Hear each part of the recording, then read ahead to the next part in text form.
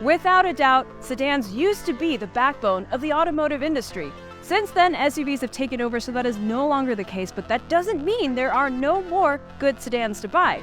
With me are 4 excellent mainstream midsize sedans: the Honda Accord, the Hyundai Sonata, the Toyota Camry, and the Kia K5. We're going to drive them all, check them all out, and tell you which one is the best one.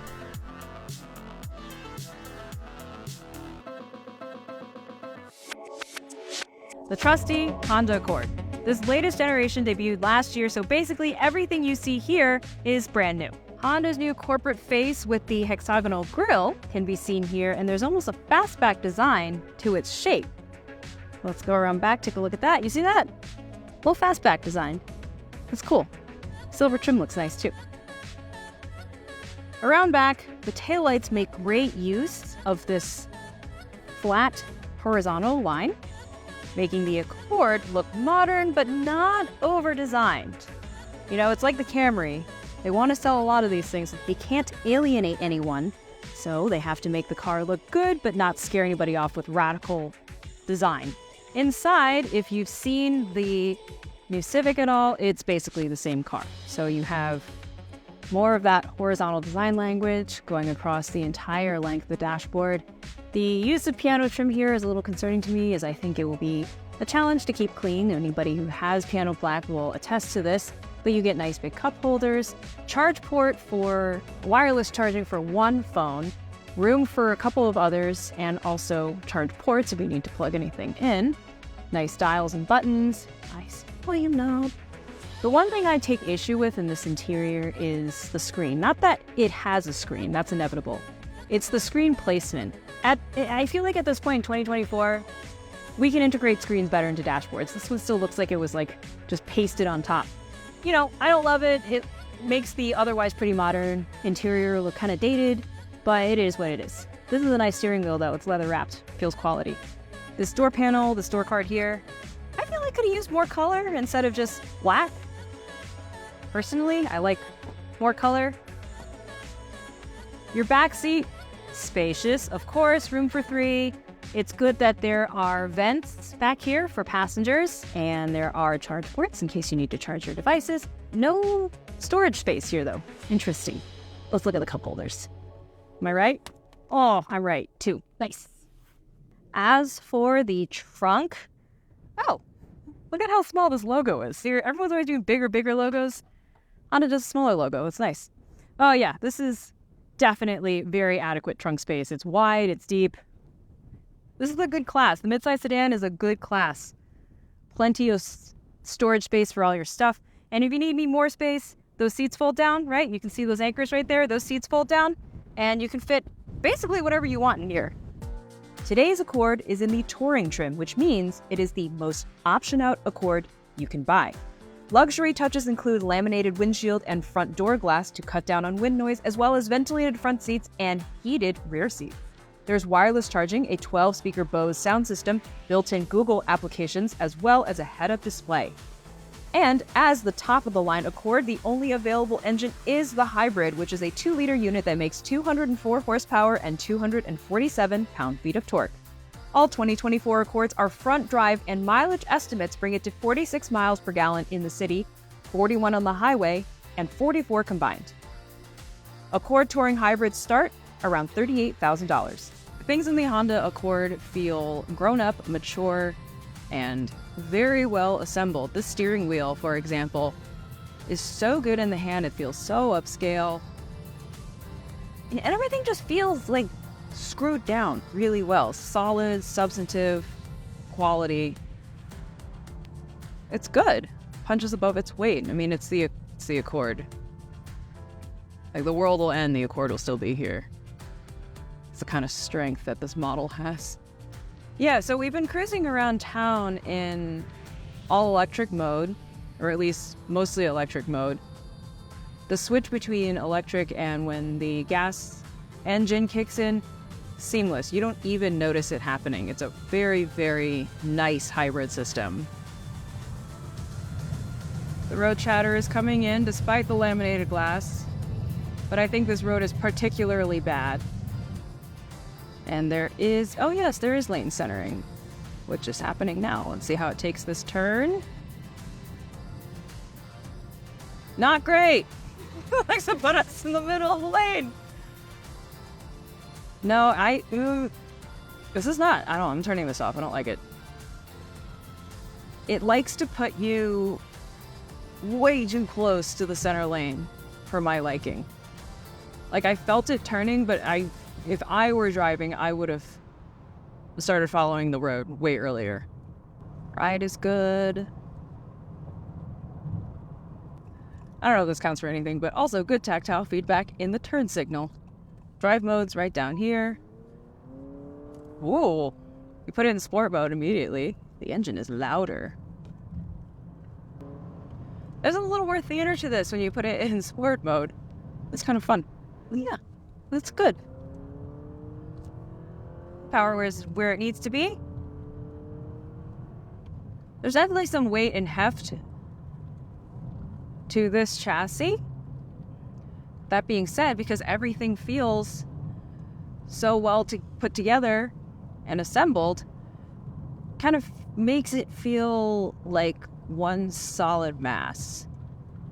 Everything is working in harmony with each other. There's adequate power everywhere. The transmission's been keeping up just fine. Brakes are smooth. Steering is pretty good too. Not terribly quick, but certainly fast enough to keep up with what we're doing right now. Kia K5.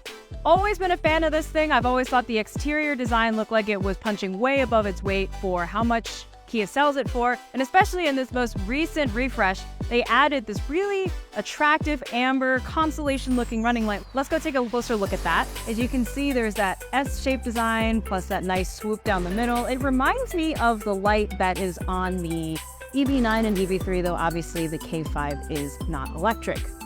I think behind the Sonata, the K5 is the second most visually interesting car that we have here today. It's certainly very sporty looking and very sculpted with all kinds of cool body panel lines. The only thing I don't really love about the design is this floating roof look here, this piece of silver trim. I think that makes it look a little dated. The biggest change comes from the back, where things have been cleaned up and simplified, so it's less cluttered. Taking a look inside, it's pretty basic K5 stuff still. It's not hugely different, so it means a steering wheel, and then all your infotainment stuff is a good mix of touchscreen and physical controls. That big panoramic screen you should be used to seeing if you've spent time in any modern Kias. Liking this wood-looking design here, especially special call out there. Also, it's nice that there are charge ports here, as well as a single charge pad, and also it looks like a little shelf for your phone. Nice two wide cup holders here, additional storage here, nice chunky gear selector lever, and I just like that there are buttons for the things that you would need. I think that's really nice. Now, moving to the back, room for 3 with ample headroom and climate vents and additional charge port for these passengers. So it's basic stuff, but it is expected basic stuff. As for the trunk, it's pretty decent. Definitely deep. It gets a little narrower towards the back there to make room for the wheels. There's nothing to be done about that, but this front section is quite wide. Plus, you get folding seats, which can lower those rear seats in case you need to put something bigger back there. So, handy.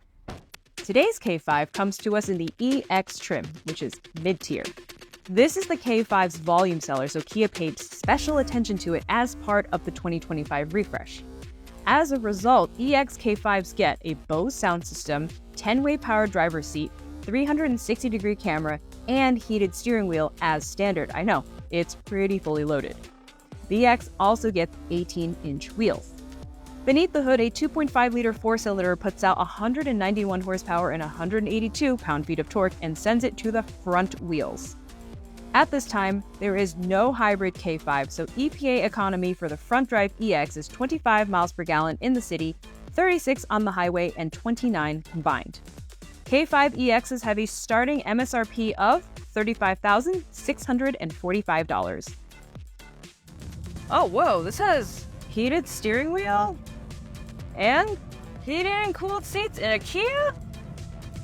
Man.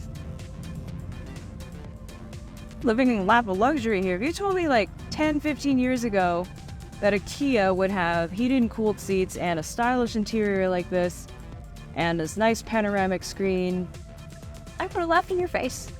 I think everybody would have. That's so loud. All right. Just with that initial acceleration, so the rest of the K5, so stylish, so sporty, so sleek. The engine sound, at least, a little crude. It's a little loud. I'm a little surprised. I think it should be better insulated from the cabin. We got moving now, and it's great. I wouldn't say this is the fastest car in the entire world. I mean, it got up to speed just fine, but listen to how hard the engine is working. It's kind of surprising. We went over some chattery road back there. You could definitely hear it in the cabin. So I think in this regard, on roads like this and acceleration pulls like that, the K5's budget appeal shows through more than perhaps he would like it to. But yes, it's there. This is a car that's like around $30,000. And in those situations, it feels and sounds like a car that's around $30,000. I mean, it's not an unpleasant sound. It just sounds like engine working very hard, where I don't expect to hear it. And up these hills, you can feel the car working a little bit just to get itself up the hill. But yeah, so what we were talking about before was this, there's nice wood trim, the steering wheel's leather wrapped, and this is not even the highest trim K5 there is. It makes me think, in lieu of a more refined driving dynamic, it gives you a lot of upscale touches. And for a lot of people, that is a perfectly good trade. On this road here, very agreeable. Feels happy once you get it up to speed, likes to stay at speed. But just if you introduce a little bit of an incline, gotta feed in some more pedal travel. I also had a chance to try out the adaptive cruise control. I thought it was really nice. It kept me nicely centered in the lane, definitely took off a lot of fatigue in those long drives. This system does not have the assisted lane change that higher up Kias like the Sorento have. So you still have to change your own lanes while you're using adaptive cruise control. Other than that, though, I think it's a very intuitive system. You can trust it. Again, I'm flummoxed that this is stuff that you can get on a mainstream mid-size Kia. This was unthinkable not that long ago. I think of all the automakers out there, Kia has made probably the biggest strides into giving people more bang for their buck.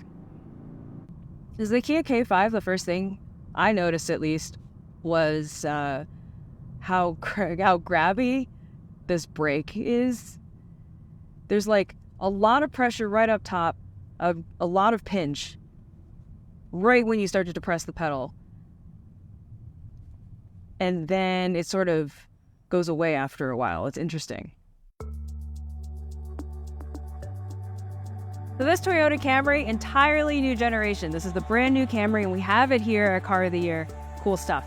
As for styling and design, well, if you've seen the new Prius, then you've seen the new Camry. So Toyota basically took a lot of the new styling elements from the Prius, put it on the Camry. Not complaining because I think the Prius looks great. So you have that hammerhead looking headlight design as well as the grille shape. Let's go and take a closer look.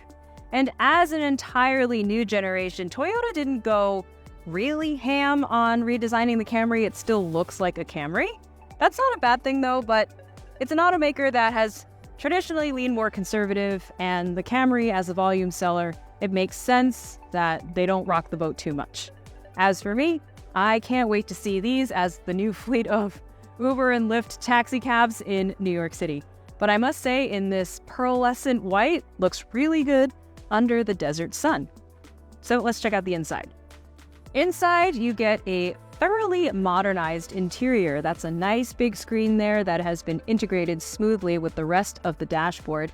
And I'm really enjoying those vent strakes that double as design accents for the passenger side. Oh, and speaking of the passenger side, this little segmentation that's happening here kind of makes the passenger area look and feel like a cockpit. So it's definitely a little sportier.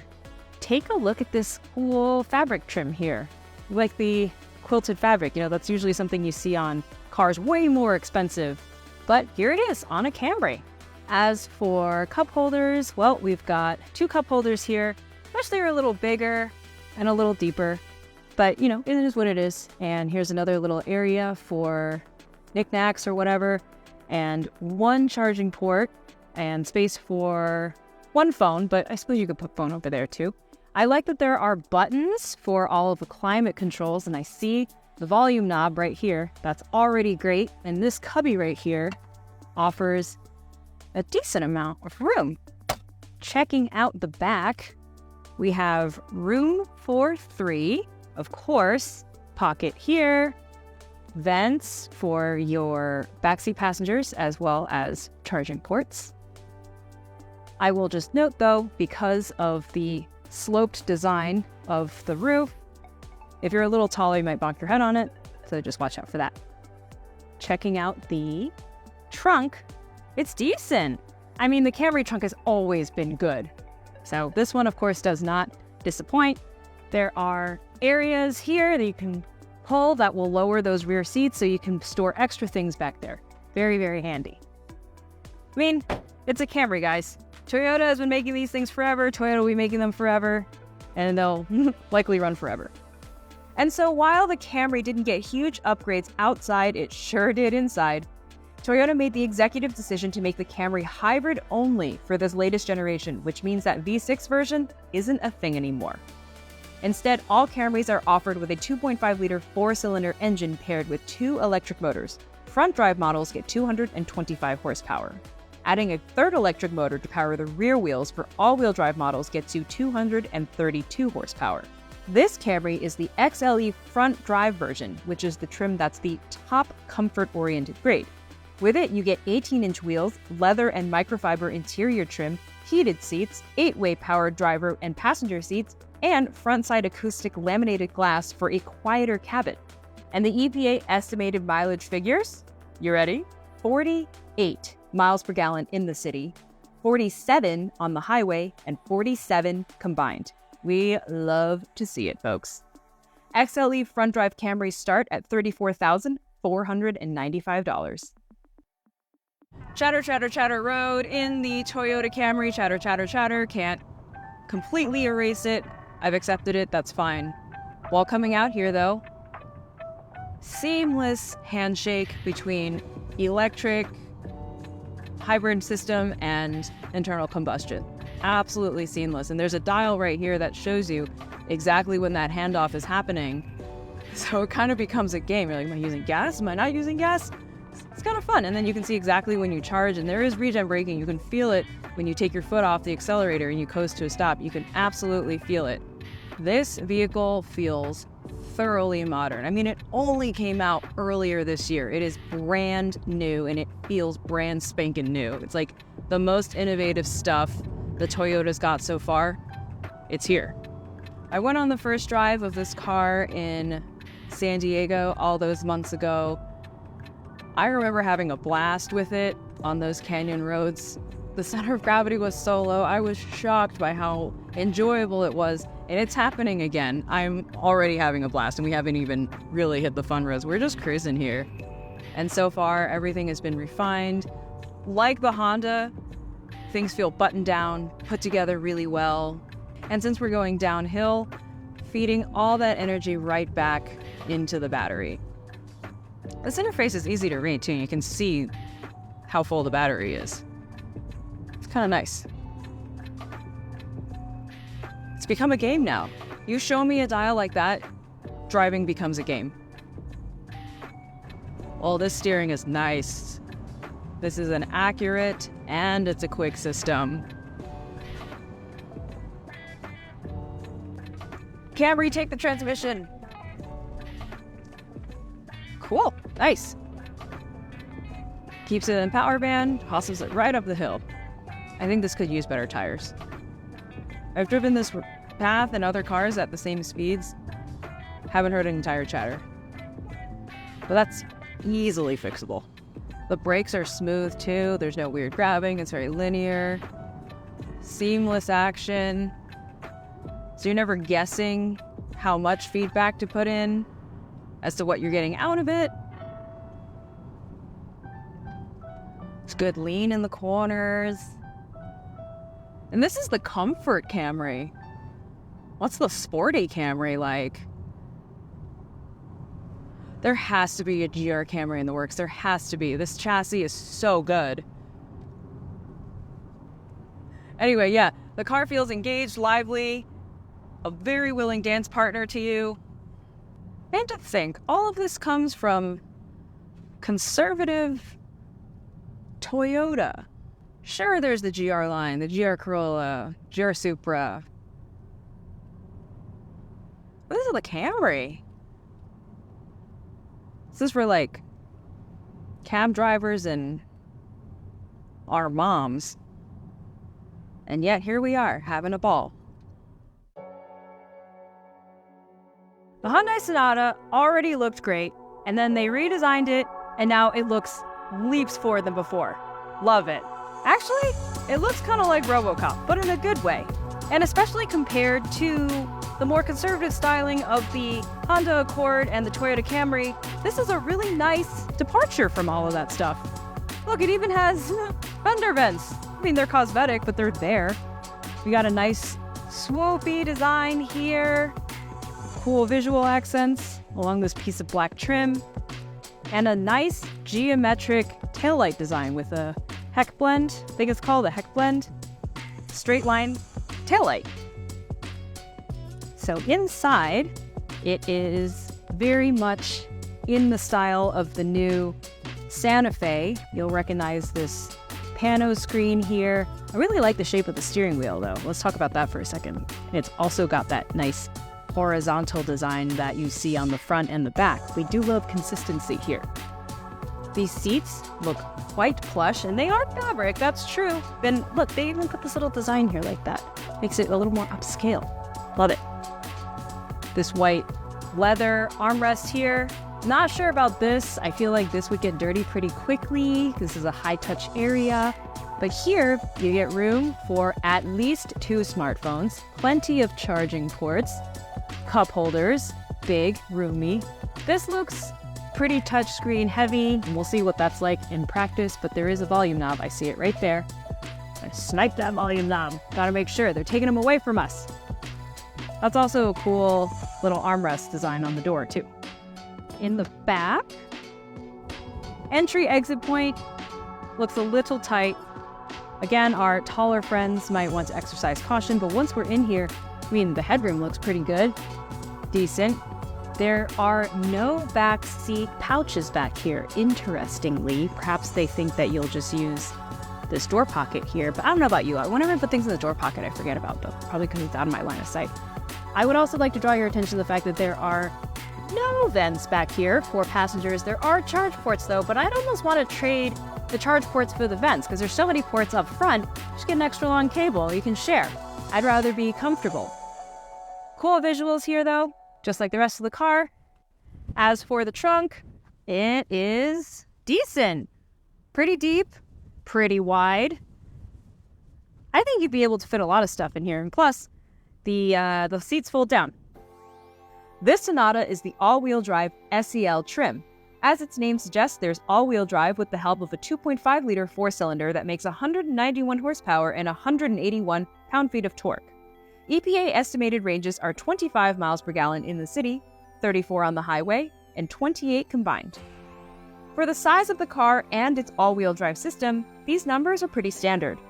Your base Sonata SEL all-wheel drive starts at a very reasonable $30,150. This one also has no help from a hybrid system. So what we're getting here is pure, unfiltered internal combustion engine. As a result, you can hear and feel a little more strain up these hills. Just like the Kia K5, there's this large panoramic, well, not panoramic, but this large, extra wide infotainment driver cluster screen combination here. I've got sunglasses on, it's very bright out. You can see it very easily. The climate controls are touch sensitive, however, not buttons, and coming from all these cars that have lovely buttons for all this stuff, this is a bit of a disappointment to see all your stuff as touchscreen climate controls. At least it's not hidden behind a menu like certain other cars, like Subarus. You have to navigate a menu to get to the climate. Here, this screen right here, always dedicated climate, so at least that part doesn't move anywhere. Your drive modes are handled down here via a button. There's an extra mode here the K5 did not have, which is snow mode, owing to the fact that this powertrain is all-wheel drive, whereas the Kia was just front-wheel drive. We'll see how that makes a difference in the canyons in a little bit. But those of you living in places with inclement weather, pay attention. This one is all-wheel drive. So far, the gear shifts seem rather imperceptible. I don't have as much confidence in this car as I do the other ones. I think it's because the chassis is more comfort-oriented. It feels inherently a little less happy in this situation. Come on, come on, come on. Oh, come on, it upshifted for me. Oh my god, where's power? There it is. Lost it for a second.